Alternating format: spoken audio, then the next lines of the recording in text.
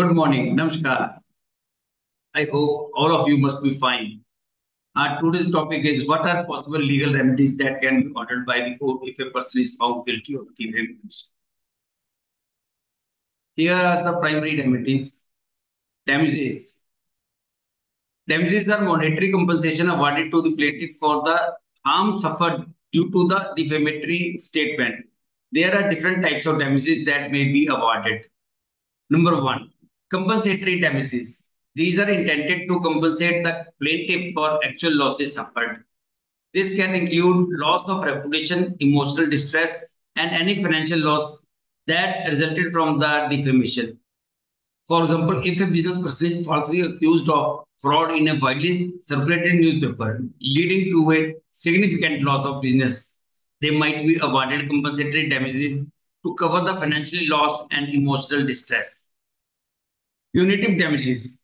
These are awarded to punish the defendant for particularly egregious conduct and to deter others from committing similar acts. They are not related to the actual harm suffered but are meant to serve as a punishment. For example, if a journalist knowingly publishes a false and damaging story about a public figure with the intent to harm their reputation, the court might award punitive damages to penalize the journalist for their malicious intent. Nominal damages. These are also amounts of money awarded when the plaintiff's rights have been violated, but there is no substantial harm or financial loss. For example, if someone makes a minor defamatory statement about another person that does not cause significant harm or financial loss, the court might award nominal damages to recognize that a wrong occurred, even though the impact was minimal. Injunctions. Any injunction is a court order that requires the defendant to take or refrain from specific actions in defamation case. An injunction may be issued to prevent further publication or dissemination of the defamatory statements. Prohibitory injunction.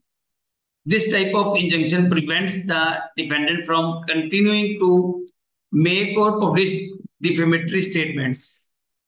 For example, if a blogger continues to post false and harmful statements about an individual, the court may issue a prohibitory injunction ordering the blogger to stop making such statements and to remove any existing defamatory content. Mandatory injunction. This type of injunction requires the defendant to take a specific action, such as issuing a public retraction or apology. For example, if a company is found guilty of spreading false rumors about a competitor, the court may order the company to publish a retraction and apology in the same medium where the original defamatory statements were made.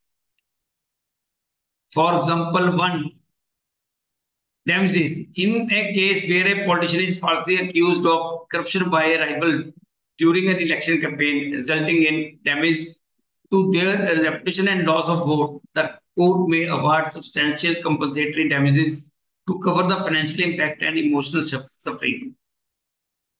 Example 2, injunction. If a celebrity is defamed by a tabloid magazine, the court may issue an injunction requiring the magazine to cease publishing false stories about the celebrity and to publish a public apology. Next summary is legal remedies for defamation aim to compensate the victim for the harm suffered and to prevent further damages. Damages provide financial compensation, while injunction offer a means to stop ongoing or further defamatory actions. These remedies work together to restore the plaintiff's reputation and deter wrongfully conduct by the defendant. अब हम इसको हिंदी में अगर बोलेंगे तो अगर किसी व्यक्ति को मानहानि का दोषी पाया जाता है तो अदालत निम्नलिखित कानूनी उपाय कर सकती है। नंबर 1 पे होता है हर्जाना, डैमेजेस जिसको हम बोलते हैं। हर्जाना वह धनराशि है जो पीड़ित को हुए नुकसान की भरपाई के लिए दी जाती है। क्षतिपूर्ति हर्जाना जिसको हम कंपनसेटरी डैमेजेस कहते हैं, ये वास्तविक नुकसान की भरपाई के लिए होता है। दंडात्मक हर्जाना जिसको हम प्यूनिटिव डैमेजेस कहते हैं, अभियुक्त को दंडित करने और भविष्य में आचरण को रोकने के लिए होता है। नाममात्र हर्जाना, नॉमिनल डैमेजेस, मामूली नुकसान की स्थिति में छोटी धनराशि। इसकी एग्जांपल है जो उदाहरण हर्जाना, यदि किसी व्यापारी या झूठे धोखाधड़ी के आरोप लगते हैं, किसी व्यापारी पर अगर झूठा धोखाधड़ी का आरोप लगता है, उसका व्यवसाय नुकसान में चला जाता है, तो उसे हर्जाना दिया जाता है। निषेधाज्ञा, निषेधाज्ञा अदालत का आदेश है जो अभियुक्त को कुछ कार्य करने या ना करने के लिए बाध्य करता है। निषेधात्मक निषेधाज्ञा, अभियुक्त को मान हानिकारक बयान देने से रोकना। आवश्यक निषेधाज्ञा, अभियुक्त को झूठे बयान वापस लेने या सार्वजनिक माफी मांगने के लिए बाध्य करना।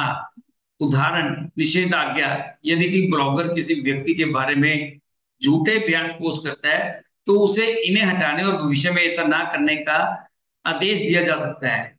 इसको अगर हम संक्षेप में बोलें, मानहानि के मामलों में अदालत हर्जाना और निषेधाज्ञा के माध्यम से पीड़ित को हुए नुकसान की भरपाई करती है और भविष्य में मानहानिकारक कार्य को रोकती है।